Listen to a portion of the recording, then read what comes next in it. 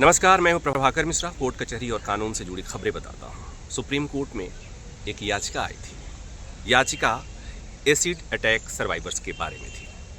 अभी जो कानून है उसके बारे में सुन करके आपको भी आश्चर्य होगा कि वो जो कानून है वो उन एसिड विक्टिम्स के बारे में है जिन पर एसिड अटैक के निशान दिखते हैं, उनके बारे में नहीं है जिनके निशान दिखते नहीं हैं। यानी अगर एसिड अटैक से कोई घायल हो गया, जल गया, चेहरा विकृत हो गया, अपंग हो गया, उसके लिए तो प्रावधान है, लेकिन जिसे एसिड जबरन पिला दिया गया, अंदर का सिस्टम खराब हो गया, सड़ गया, उसके लिए कानून में कोई प्रावधान नहीं है। उसी संबंध में एक जनहित याचिका सुप्रीम कोर्ट में आई थी। उस मामले में सुनवाई हुई। सुप्रीम कोर्ट ने इस मामले में नोटिस जारी किया है। इस मामले में याचिकाकर्ता और याचिकाकर्ता की वकील हमारे साथ हैं। तो सीजा हमारे साथ हैं। सीजा नायर इस मामले में वकील हैं। सीजा, क्या है इस याचिका में, क्या आपने मांगा है, क्या चैलेंज किया है? हमने ये मांगा है कि जो भारतीय न्याय संहिता BNS है, इसमें एसिड अटैक फेंकना और ज़बरदस्ती पिलाना, ये दोनों जो है एक क्राइम है और वो पनिशेबल भी है। लेकिन जो RPWD एक्ट है, rights of persons with disabilities act 2016, उसकी डेफिनेशन में भले उन लोगों ने एसिड अटैक विक्टिम्स को ऐड कर दिया, बट उन्होंने सिर्फ एसिड फेंकने के बाद जो एसिड अटैक विक्टिम बने हैं उनको इंक्लूड करा है, ना कि उन लोगों को जिनको ज़बरदस्ती एसिड पिलाया गया है। अब इसका जो है दिखने में तो बहुत छोटा सा है डिफरेंस, बट उसका इफ़ेक्ट इतना ज़्यादा है कि जो विक्टिम्स जिनको ज़बरदस्ती पिलाया जाता है, उनको जो स्कीम्स हैं स्टेट की तरफ से या सेंट्रल की तरफ से, उनमें उनकी एलिजिबिलिटी बनती ही नहीं है, क्योंकि उनको मेडिकल कोई डिसेबिलिटी सर्टिफिकेट नहीं इशू करता।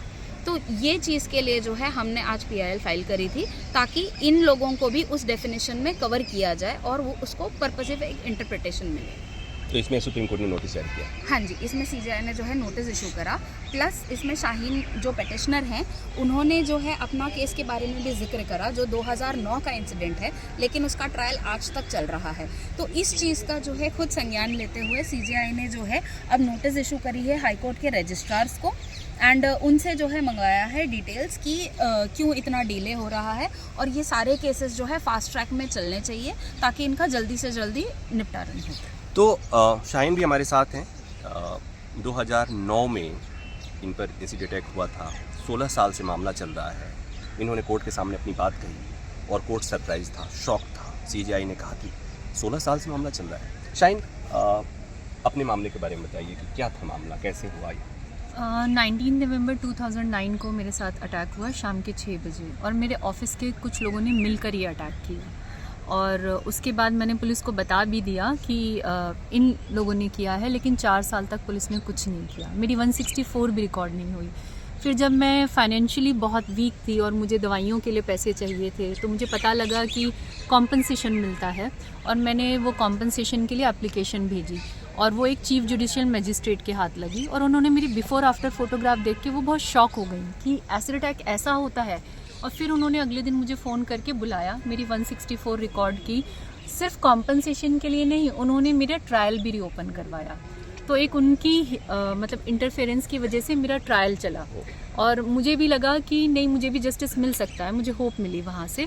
और फिर उसके बाद जब मैंने अपनी ज़िंदगी में सब कुछ खो दिया था और फिर मुझे मौका मिला कुछ और सर्वाइवर्स के लिए काम करने का, तो मैंने खुद में एक सेटिस्फेक्शन फील की, और मैं तब से 2013 से एसिड अटैक सर्वाइवर्स के लिए काम कर रही हूँ।